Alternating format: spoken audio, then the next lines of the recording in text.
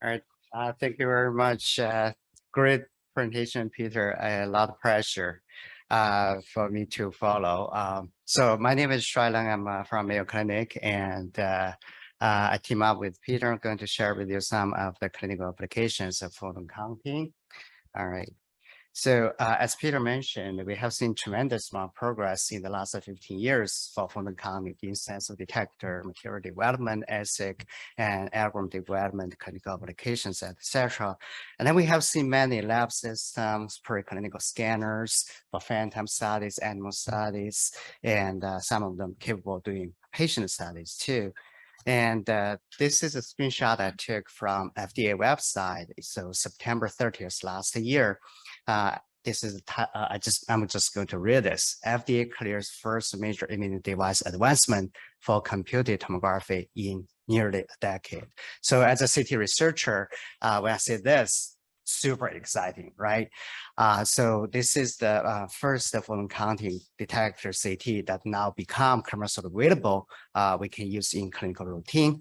And early this year, we also see the Neurologic has their FDA clearance for the head CT using photon counting. And also very exciting, if you follow the news, you see all the major CT vendors, Philips, Canon, GE Scanner, GE, they all announced that they either already have a system they are working on or they are developing something. So I think down the road, we probably see more and more CT scanners commercially available for the counting that we can use for patient care. At Mayo, we are an early adopter of photon counting detector. We are a believer on this. So since 2014, we had the first high flux whole body PCD CT installed in collaboration with Siemens. That's their first generation prototype system. Since then, we have worked through three different models of the scanner with different features. And the last one we got last year that later became the commercial scanner. And we have scanned over 1,000 patients to date.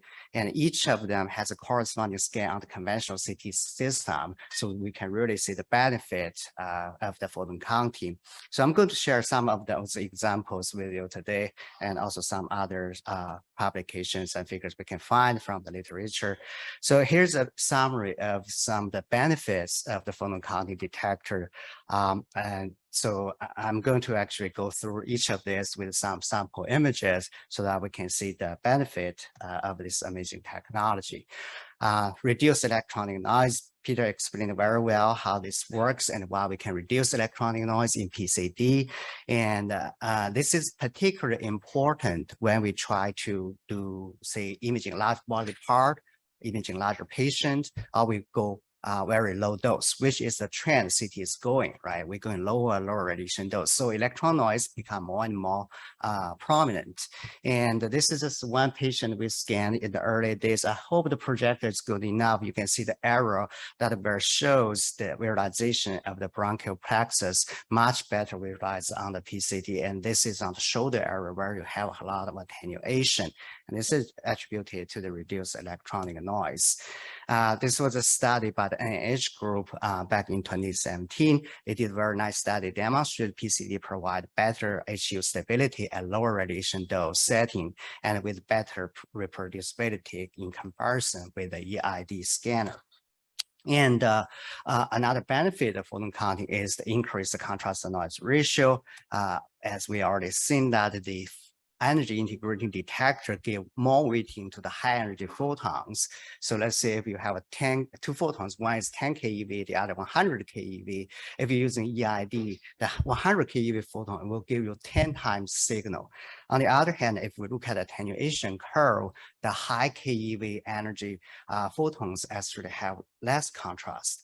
We want more of the low energy, give us better contrast. So the weighting scheme in energy integrating detector is not super efficient. Photon counting, on the other hand, give you the equal weighting. So we have much better and more dose efficient uses of X-ray photons. And so here just want to show you some of the phantom studies we performed early. When this is one of the first generation of the prototype system.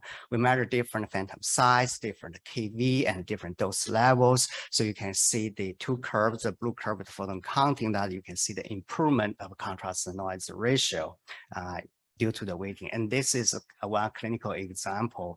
Again, same patient, same contrast injection protocol. On the left is the EID, right is the PCD. They were scanned on the same day, and you can see the enhancement of the liver, of the kidneys, basically just give you brighter iron signal and better contrast noise ratio. Because we can use the photon counting at different energy photons, we can use that as an advantage to reduce artifacts. So for example, if we look at the beam hardening artifacts, the left is the EID, the middle is the PCD using the so-called low energy threshold. Basically, we take every photon coming in. You see the strong beam hardening artifact under just the base of the skull and also the post-vasa. If we look at just the high energy threshold, which is the right column there, because we got rid of the low energy photons, you see the reduction of the beam hardening artifact. We try to look at this on the metal artifacts, whether we can reduce metal artifact too. And this is a 3D printed spine, and we put hardware there.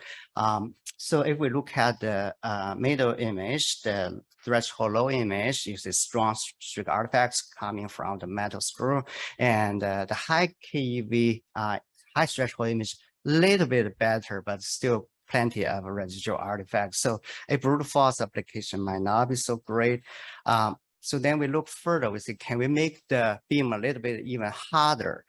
So we look at this external filter, like the thin filter added to the 140 kV. And now we shifted the beam more towards the higher energy. And I have some numbers here in comparison of the effective energy. So that can give us a little bit harder beam.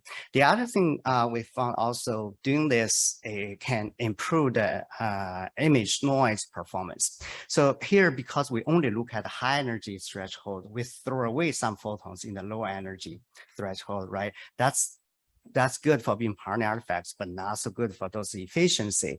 So our goal here is try to make the high energy beam as many photons as possible. So here is a comparison of the percentage of the photon in the high energy beam. And as you can see here, by applying the thin filter, we increase that fraction significantly.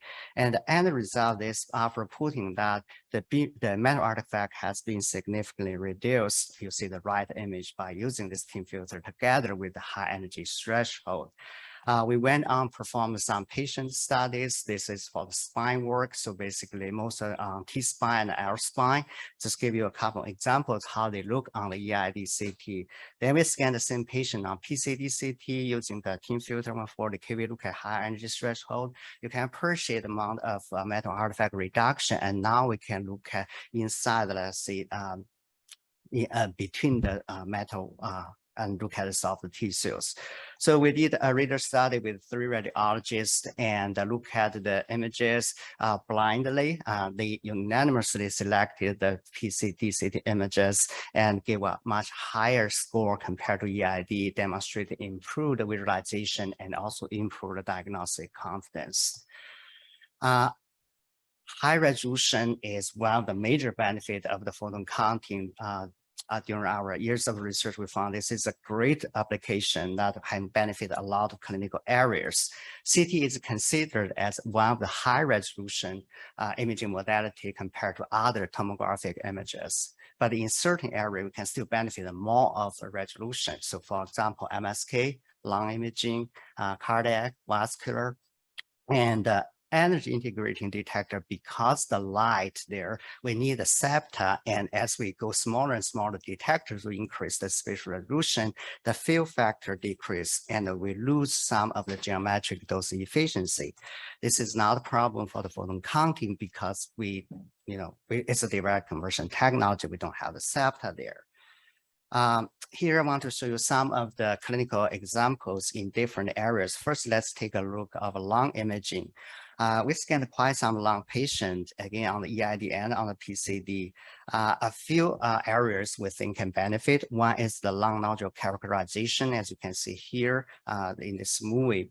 So we can see the nodules better, and we can characterize the nodule better. And the other thing is the high resolution also give us the capability to see higher order bronchi and the bronchial walls.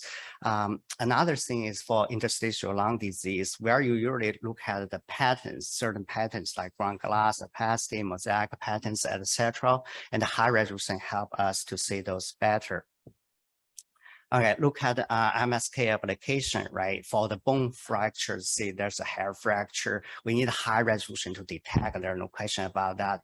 In addition to that, we also perform CT to evaluate the healing of the fractures. So here is one example, a patient, the EID and PCD scan, and this is a healing fracture of the glenoid, and the early callus formation at the base of the fracture, that's an indication of the patient is healing well. And you can see on the right image, we can see that much better. So the readers can be very confident the patient is healing. I also have other examples where you don't see the callus, and that's some patient you probably want to change the treatment or do some intervention.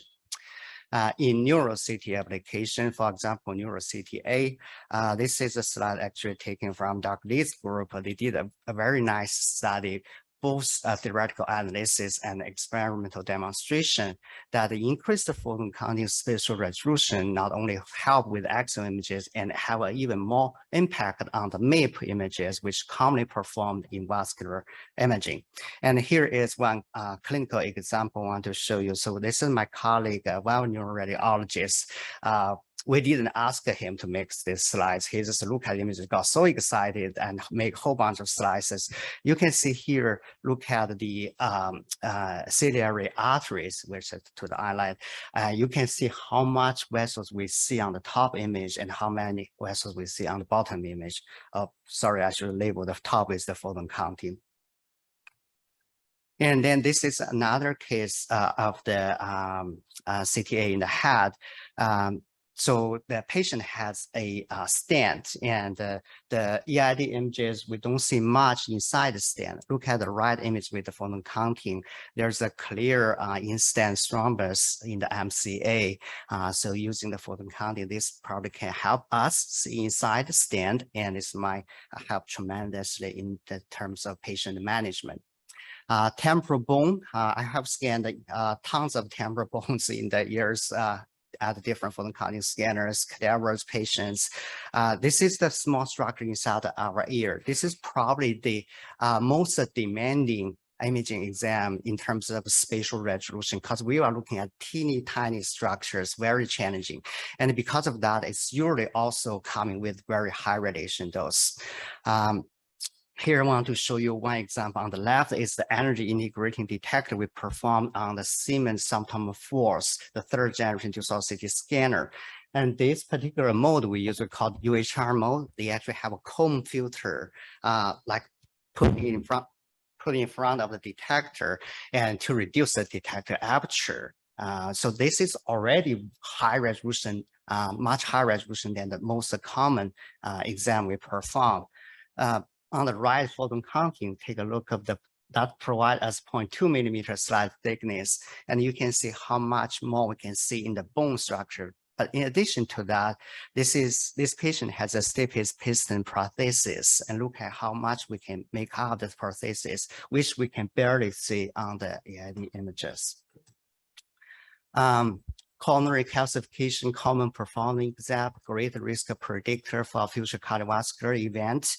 So this was a study from the Leng group using the Philips scanner, and they demonstrated compared to the dual layer CT detector using EID, the SPCCT provide much better detection of the small calcifications. And the presence of the calcification also shown the blooming artifacts. I think it's well known. And this due to the limited spatial resolution. So we scanned some specimen. This is a specimen image. And we scanned on the macro CT, which we use as reference standard. Then we scan the photon counting, we scan on the EID. This is very heavy calcification. So you see that the calcification look much bigger on the EID CT images than that on the PCD image. And we have some quantitative numbers. We after scanning 13 specimens, the EID gave us 24% overestimation of the volume of the calcification, and the PCD gave us only 9% overestimation. So that's on the calcium side.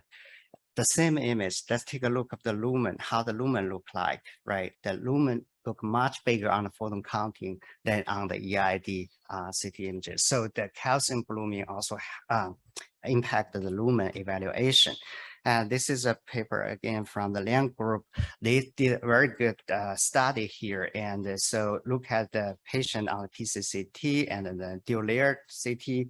And this is a great example. Can you see? All right, unfortunately, you cannot see my cursor. But take a look of the E and the J, those are the two cross-section image. So, and took a look at the arrowhead, that's the lumen. So if we look at PCD image, the lumen is pretty good open. The patient has stenosis, no question about that. The question in hand is how much and how severe. That one has shows pretty good opening, and on the bottom, the EID patient, your confidence probably not that high to make sure the patient has a wide open lumen. The similar situation for stent, and the PCA procedure is pretty common, and many patients have stent in their coronary. The challenge for the coronary evaluation with stent is blooming artifacts make it harder to evaluate the lumen, try to assess whether there is in-stent restenosis, and this is a very critical diagnosis. Want to make sure get it right. This is some standard image and using both EID, as you can see here, and the PCD, we can see there. So again, here we try to see whether the lumen is fully visible. Because this is phantom scan, we know how big the lumen is. So we took some measurements and do some quantitative comparison. The EID image on the left, as you can see, we underestimate the lumen size. So this is 40% underestimate, which makes you think the falsely think that the lumen is narrowing, but in reality, the lumen is not, and the PCD only 2% of underestimation here. And this is some clinical examples from the Philips scanner, and you can see the difference between the PCD and the EID for the in the presence of the stent. This was an early study we did on the first generation prototype system from Siemens scanner. And so our motivation is really the high resolution not only enable us to see just a small structure that we may not see on the EID, but also help us in terms of texture analysis, morphology, quantification. So we pick the lung nodule as an example, and we try to quantify the lung nodule volume, and the high resolution PCD provide us better quantification of the nodule, and also give us a better differentiation of different shapes of lung nodule, which is an indicator to the malignancy of the nodules. All right, radiation dose reduction, obviously this is a very important topic, and radiation dose in CT has always been a hot topic. So photon counting can help us. We already talked about the photon weighting, it's more dose efficient. And also another very important point is the high resolution sampling. The high sampling rate allows getting stronger filter in the reconstruction process, and there's some very nice theoretical work and some experiment validations, and this gives us a improved dose efficiency and potential dose reduction using photon counting. So one example of the patient scan, this is actually a MSK scan for the spine. So the arrow point to some lesion, but what I want to bring you to your attention is the ROI measurement. And you see these two patients scan at the same radiation dose, but the image noise is about 47% lower. So there's obviously a lot of potential to reduce radiation dose if we want to maintain the same image quality there. In addition to that, we can also play with other techniques that to further reduce radiation dose. So for example, we seek at this thin filter and beam shaping.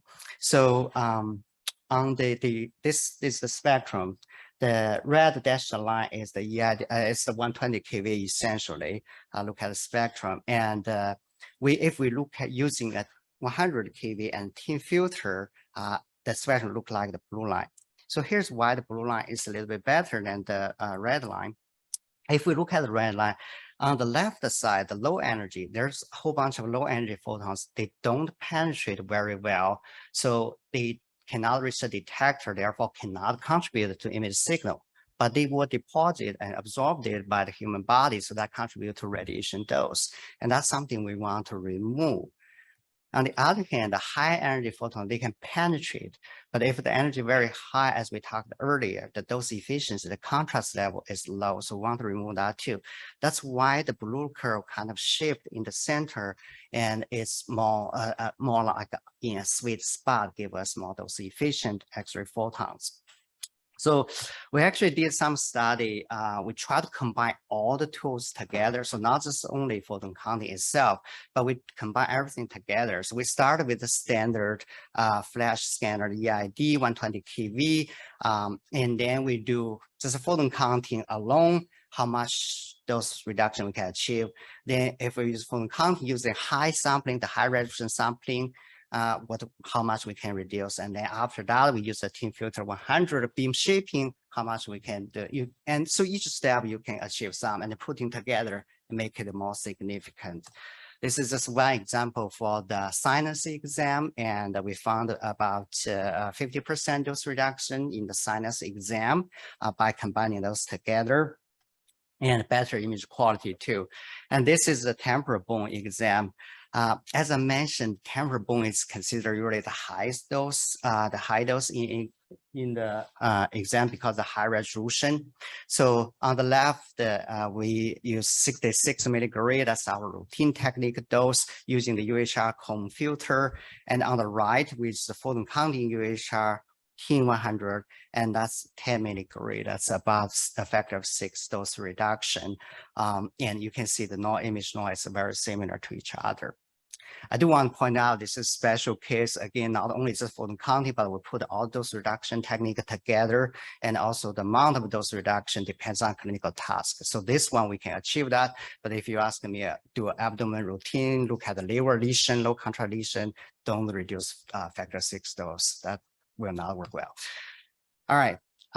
Then another major benefit I think the photon counting has is give us the capability to imaging high resolution and multi-energy together.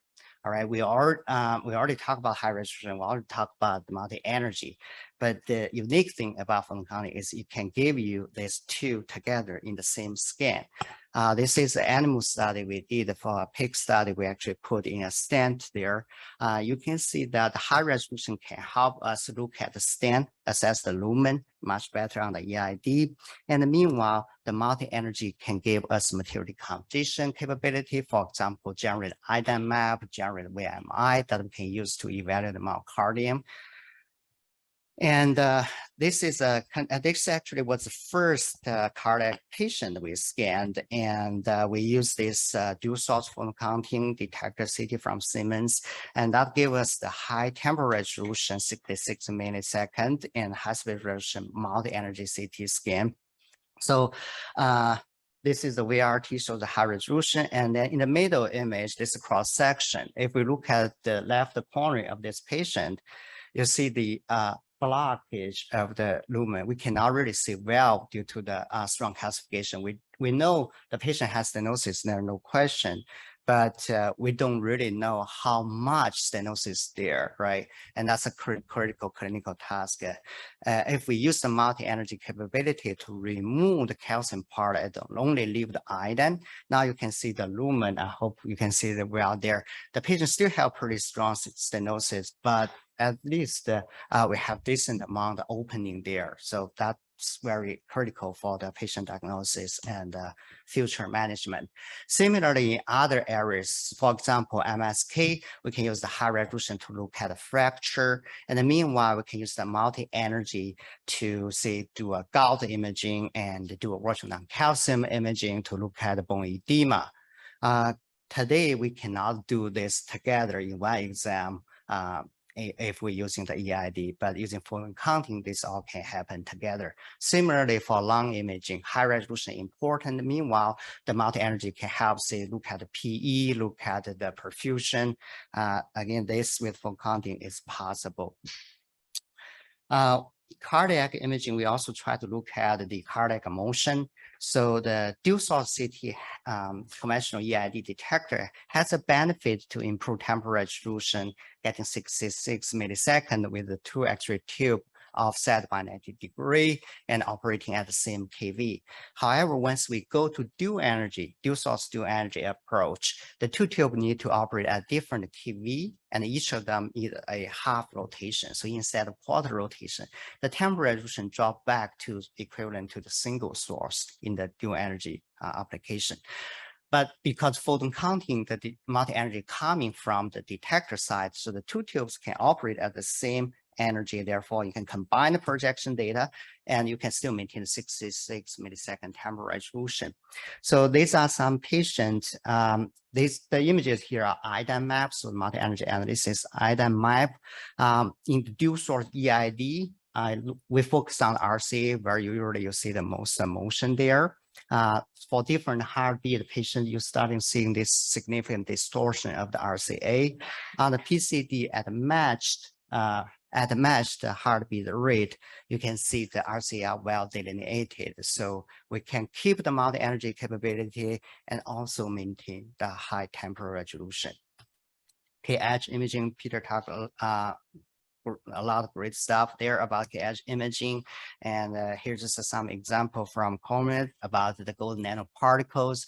I think there's a lot of great potential there for the future applications. Multi-contrast imaging, because we can detect the K-edge, if we inject another contrast, say, with the notable detectable K-edge, like the basically like bismuth, like the gadolinium, those are probably the closest one and why available can use even today.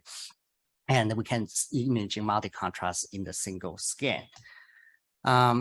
Challenges, Peter mentioned about the spectrum. So this is some simulation work we did that you look at the actual spectrum, it's nothing like the ideal spectrum separation we would like to have. So there are different approaches to address this issue. Here, just want to share one example we did. We're looking into the dual source photon counting with thin filter. So basically the dual source, you have the low high kV on the two tubes and the thin filter applied to the high kV side, and that can improve the performance. And a similar technology can be used in the photon counting. So you essentially combine two advanced technology together to give you better results. Here is some simulation results of the spectrum, and you can see the improvement of energy beam separation by using this to the system.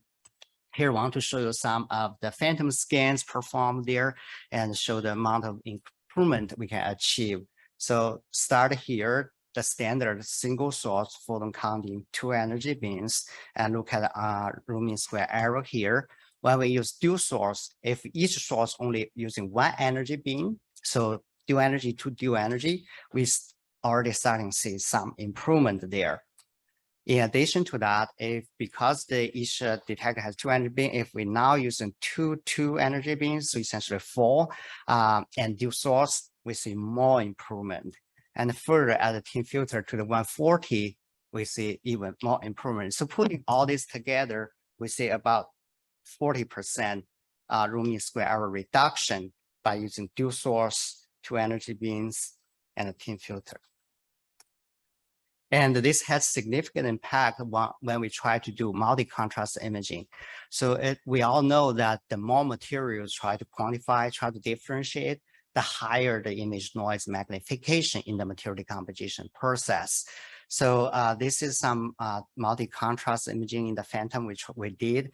At the top is a single source, you see how much noise there. And in the bottom is the dual source, significant reduction. We didn't do any fancy material decomposition or anything on that, just using standard material decomposition linear approach.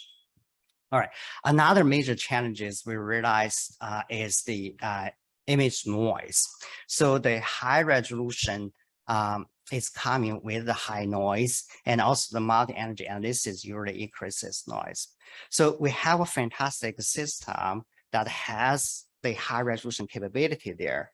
If we scan the images, you will see this is a scan on the EID on the left and the PCD on the right. Right, so we somehow get a hint we see some smaller vessels there. The resolution is there, but the whole signal are buried in the image noise. So we actually have a hard time. I'm not sure the right image is better than the left image. So we need to do something to control the image noise. There are different noise reduction techniques. You can use some of algorithms we developed here. We try to explore data redundancy in the spatial, temporal, and energy domain to reduce the image noise. And we use some prior knowledge here. And here, just want to show you a quick example. The same images we have seen there, this is the image after the denoising. So now with control of the noise, the small vessel pop up. So now we can confidently say that photon counting images are better than the EID images with the improved resolution, but not increase the noise. And this can also be performed in material decomposition for the IDAM maps. So this is IDAM map and the MIP images of the head CTA.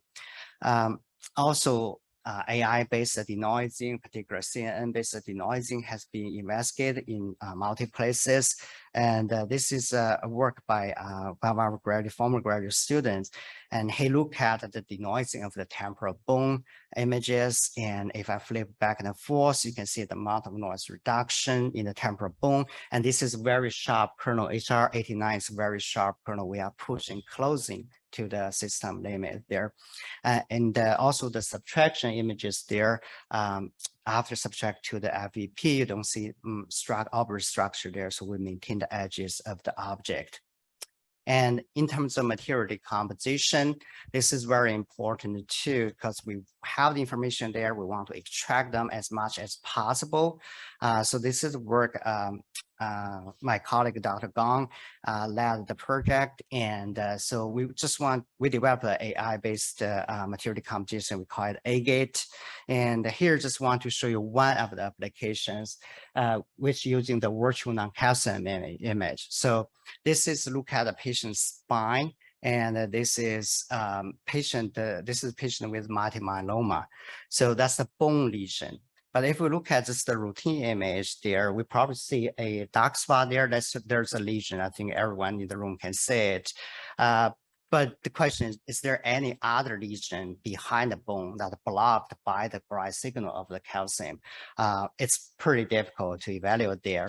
And this virtual non-calcium image doing material decomposition remove the calcium so we can see behind the bone, and that's the image here. You can see that we can still see that lesion. The rest of them is a little bit fuzzy.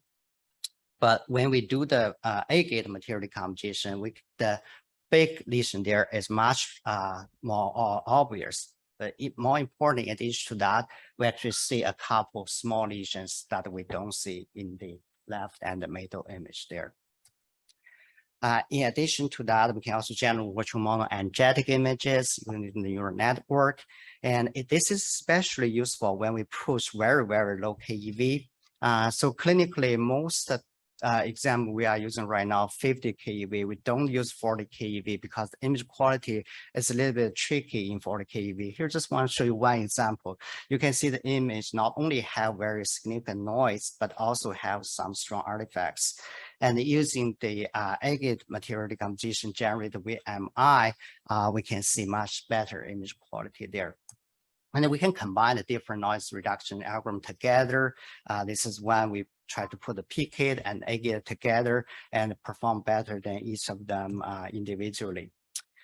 With that, we also try to push the envelope of the CT application. I think CT has been used in pretty much every body part, except that the breast imaging is not very commonly used diagnostic CT. We have dedicated breast CT, but diagnostic CT not commonly used. With the high resolution photon counting, do we have a shot there? So we want to give that a try.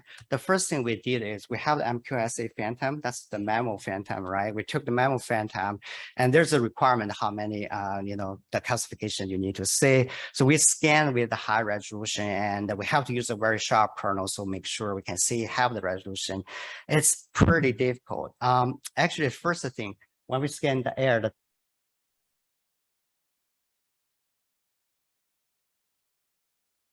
Okay.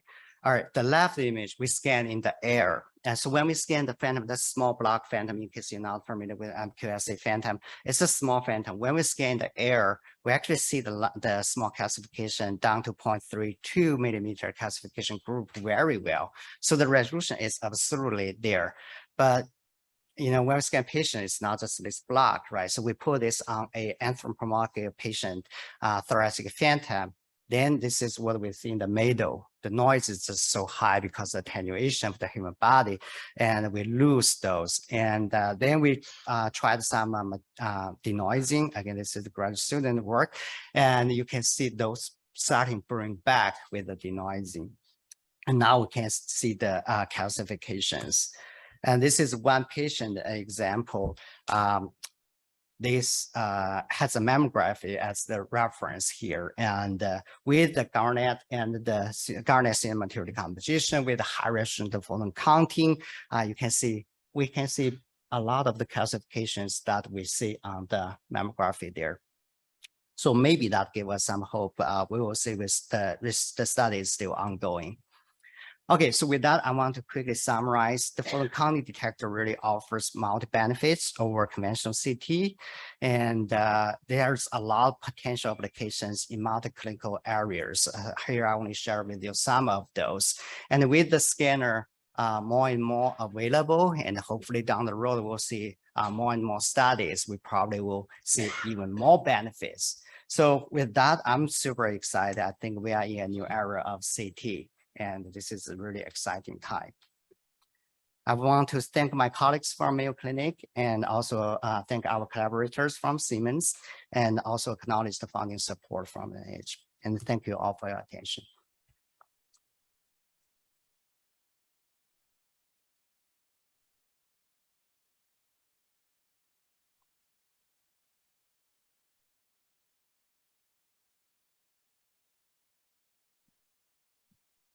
So there's no time for questions. I think if there's any questions, I think now is a point. Yeah.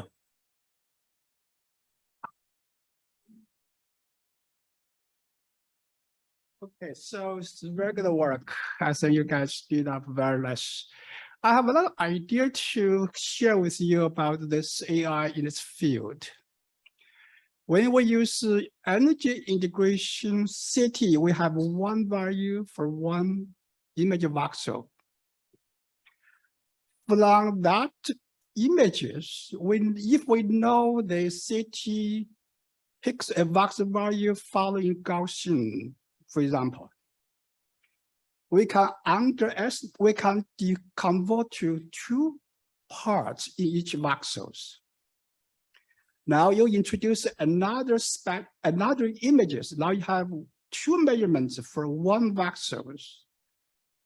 By AI, we can down to three material.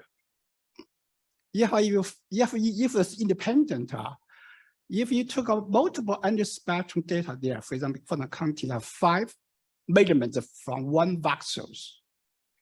If 5 measurements are independent, following Gaussian, the AI able to estimate 6 material inside the voxels. So from that angle, I can see your high resolution, your high dose reductions is come from this partial volume decompositions. That's what I can see from another angles. If it's okay. Let me start. If I understood the logical steps you laid out, this is I'm actually still digesting what you were saying, so excuse my speed in answering. Sure. So I see your point, that you can, if you have a Gauss distribution, you can, in conventional CTs, you could try to separate them, and then we have more separation possibilities in photon counting, which I fully agree. I have never thought about this. My question would be, do we need less do you believe that we need less bins and we could then use this? Yeah, I don't know how many bins you need. And I don't think you need 6, I'll be honest with you. Oh, sure. Yeah, I know about it. So if you do tail transfer, you take about 10 bins. You do tail transfer, you have 3 or 4 item values, enough for you. So I think we did the work, I think, in TMI. If you use two spectrums, you decompose two identical VIM value. So that case, why we assume is photoelectric, come scatter. We have two variables for CT. So in control philosophy, we can acquire two measurements for each voxels, right? Two measurements. Then when do the AI modeling, partial volume each voxel X, Y, Z, the proportions to material inside percentage rate equal to 1. That's going to be one equations. You have two measurements, you have three equations. You can solve three material in one voxels. I see your picture clearly show this kind of partial volume imaging, very clear resolutions. Those ones are large stories, so we don't talk about. But the partial volume imaging ones show clearly this kind of philosophies. So we can do two partial volume with a single energy, single spectrums. Now bring to two measurements. Very good. So if you have two independent now, you can come scatter or the electric, right? Yesterday's people get very talk about the dark field. A third variables. Three measurements from one box come out. We're able to do 4 material under one box of decompositions. That's give you 4 times resolutions. Very good work. Thank you. I think we'll take this discussion into the coffee break because I think there's other questions we want to address. Thank you. I'll make it a bit shorter. If you have to choose between very small pixels and very nice energy resolution or spectral performance, which one would you go for? Sure. I always want both. Yeah. But yeah, that's only half joking, right? I definitely always want both, but I realize the challenges there. And actually, I think the vendors or the designers of the detectors also put that into careful consideration, and you have to strike a balance there. If say for a given system, if there's a fix that what we do with that, I think that depends on the clinical applications. So as we show the clinical examples in certain areas, I definitely want a high resolution. If I'm doing a lung imaging, try to look at the mosaic pattern. If I'm doing a coronary and I will try to look at the standard, definitely want high resolution. And meanwhile, in other applications, if we try to do multi-contrast, we definitely want better energy separations there. So I think, yeah, I think this is from theoretical discussion point of view. If we have all the choices in the world, if we can adjust the system, I would adjust that based on each of the individual clinical task.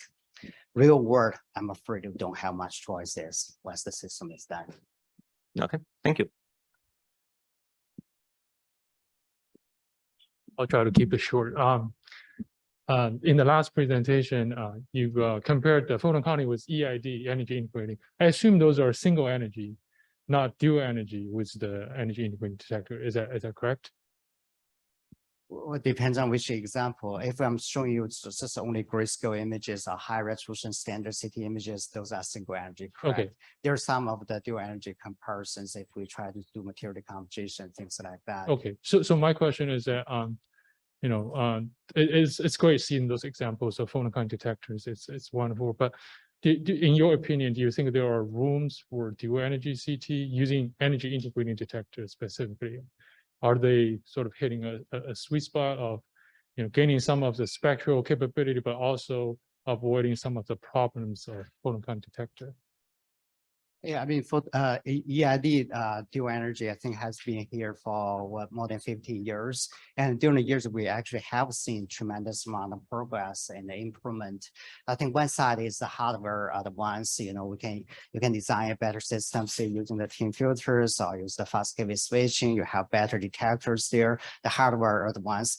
Meanwhile, I think we also see tremendous progress in terms of the software, like the material decomposition, way better than they first came out. The denoising, like a spectral domain denoising, like the VMI images, I still remember clearly in the early days of VMI, you look at the low KEV, we see how better contrast, but the noise is sky high. We actually didn't use that.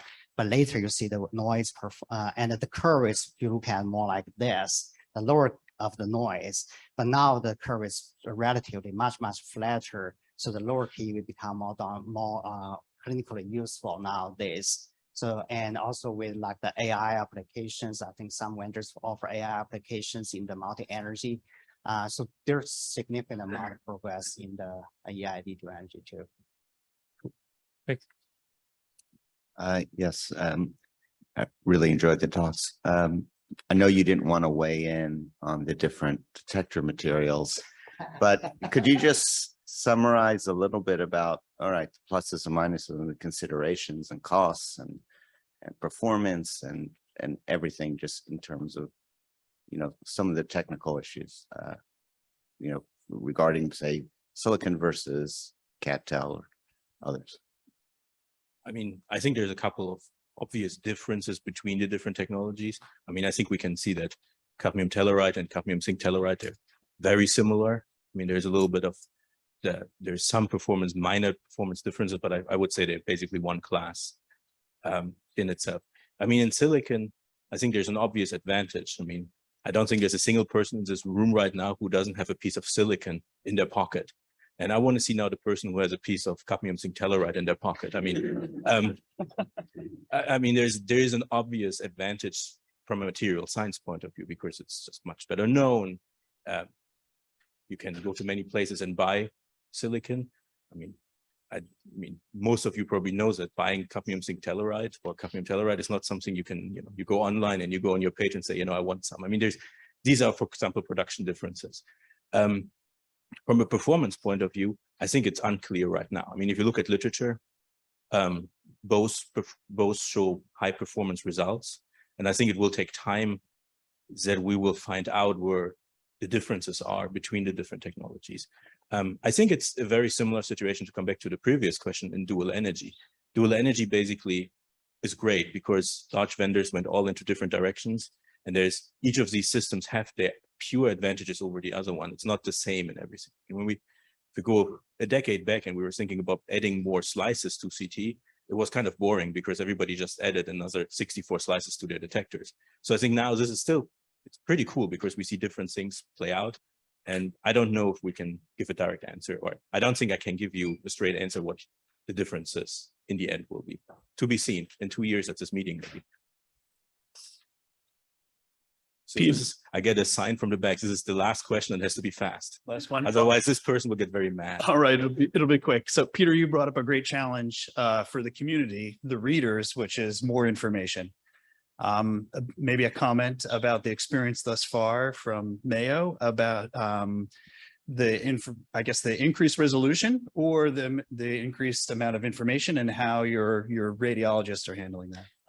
That's a great question, and I'm really pleased to see Peter shows that picture. Some of the PI shared that, especially in the middle of the night. So you got a lot of information in the clinical environment. I'm also a medical physicist, clinical medical physicist, so I'm part of the clinical work. It's super critical for the workflow and manage the amount of data you got and what images to show. So the experience, speaking of our own experience, the first thing is the high resolution. We have to use large metrics. I probably should mention, I forgot whether I mentioned or not. We use 1024 routinely for the high resolution, and sometimes you could even go higher. So that's one challenge is I think we have to work through with the vendors, but also working with PACS vendors and post-processing, make sure they can take the large metrics. Fortunately, I think the general trend is the field is going that direction.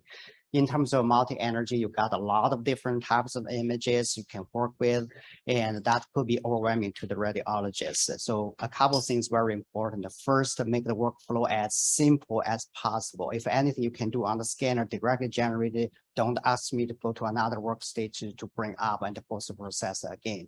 And I think some of the solutions we see as very nice, like you have some sort of face images, you can generate anything online and seamlessly integrated together with the PACS system. That will go a long way. And we learned that hard lesson in the dual energy world, and hopefully we can avoid those pitfalls in the photon counting scenario. So I think we're closing the session, and we're going to have some coffee.